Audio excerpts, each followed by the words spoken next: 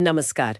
आज हम कैलाश मानसरोवर यात्रा पर थोड़ी गहराई से बात करने वाले हैं। ये यात्रा जैसा हम जानते हैं पूरे 5 साल के बाद अभी जून 2025 में फिर से शुरू हुई है। और ये सिर्फ हिंदुओं के लिए ही नहीं बल्कि बौद्ध, जैन, बौन सबके लिए बहुत अहम है।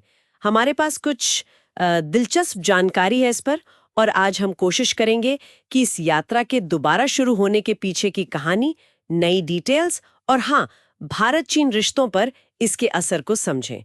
और एक खास बात, वो भारत में बनी नई सड़क, उसने तो जैसे सब कुछ बदल दिया है। जी हाँ, बिल्कुल। और देखिए, ये सिर्फ एक धार्मिक यात्रा का फिर से शुरू होना नहीं है। ये असल में भारत और चीन के बीच विश्वास बहाली की दिशा में भी एक बड़ा कदम है। खासतौर पर जब सीमा पर तनाव के कारण पिछले कई सालों से रिश्ते, अब जानते हैं, थोड़े तनावपूर्ण रहे हैं। इसकी नींव तो पिछले साल अक्टूबर 2024 में ही रख दी गई थी, कजान में। अच्छा, कजान में? हाँ, जहाँ प्रधानमंत्री मोदी और राष्ट्रपति शी जिनपिंग की मुलाकात हुई थी। और फिर जनवरी 2025 में हमारे विदेश सचिव विक्रम मिश्री बीजिंग गए। वहां पर बाकायदा सहमति बनी कि यात्रा फिर शुरू होगी। दिल्ली बीजिंग सीधी उड़ानें शुरू होंगी, नदियों पर सहयोग होगा, मतलब कई चीजें तय हुई। तो हाँ, ये सिर्फ धर्म नहीं, ये कूटनीति भी है। एक तरह से आस्था का धागा रिश्तों को जोड़ने का एक जरिया बन रहा है। अच्छा, तो मतलब डिप्लोमेटिक लेवल पर सब तय होने के बाद यात्रा फाइनली शुरू हो गई। पहला जत्था गया क्या? जी हाँ, 16 जून 2025 को 40 भारतीय तीर्थयात्री थे पहले बैच में, नई दिल्ली से निकले और 21 जून को वो तिब्बत पहुंच गए। इस साल के लिए, 2025 के लिए अर्जियां तो काफी आई थीं, करीब 5,561। उनमें से कंप्यूटर लॉटरी से 750 यात्रियों को चुना गया है। 750 यात्री। और रास्ते कौन कौन से हैं इस बार? 2 मुख्य रास्ते हैं। एक तो अपना उत्तराखंड वाला लिपुलेख दर्रे से, वहां से 5 बैच जाएंगे, कुल मिलाकर 250 यात्री। और दूसरा है सिक्किम वाला रास्ता, नाथुला दर्रे से। हाँ, नाथुला। वहां से ज्यादा लोग जा रहे हैं, 10 बैच यानी 500 यात्री। यात्रा जून से अगस्त तक चलेंगी और हर बैच करीब 21-22 दिन का रहेगा।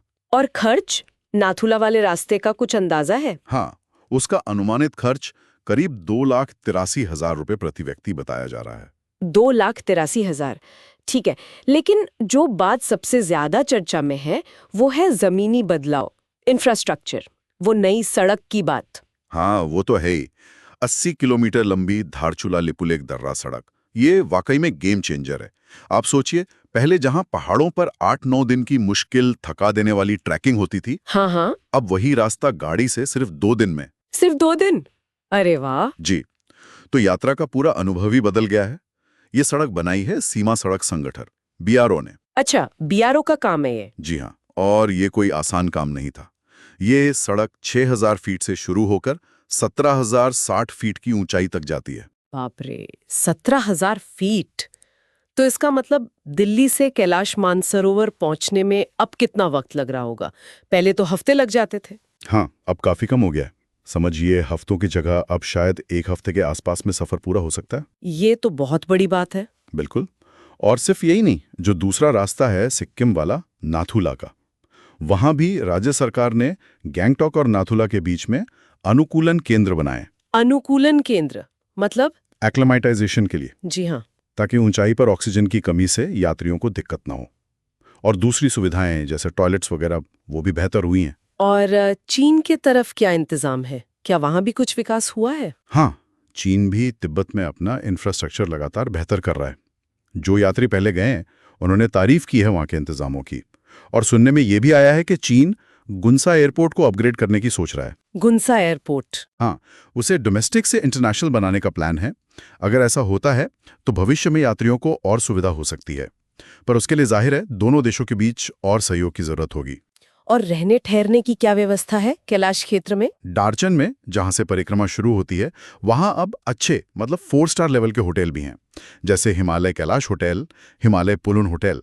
इनमें ऑक्सीजन सप्लाई वाले कमरे, इलेक्ट्रिक कंबल, ऐसी आधुनिक सुविधाएं भी हैं। अच्छा, तो ये सब कुछ एक बड़े संदर्भ में भी देखा जा सकता है ना? मतलब भारत चीन संबंधों के 75 साल पूरे हो रहे हैं 2025 में। बिल्कुल सही कहा आपने। ये यात्रा का फिर से शुरू होना या सीधी उड़ानें शुरू करना, ये सब एक तरह से पीपल टू पीपल कनेक्ट बढ़ाने वाले कदम हैं। मकसद यही है कि विश्वास थोड़ा बढ़े, रिश्ते स्थिर हों।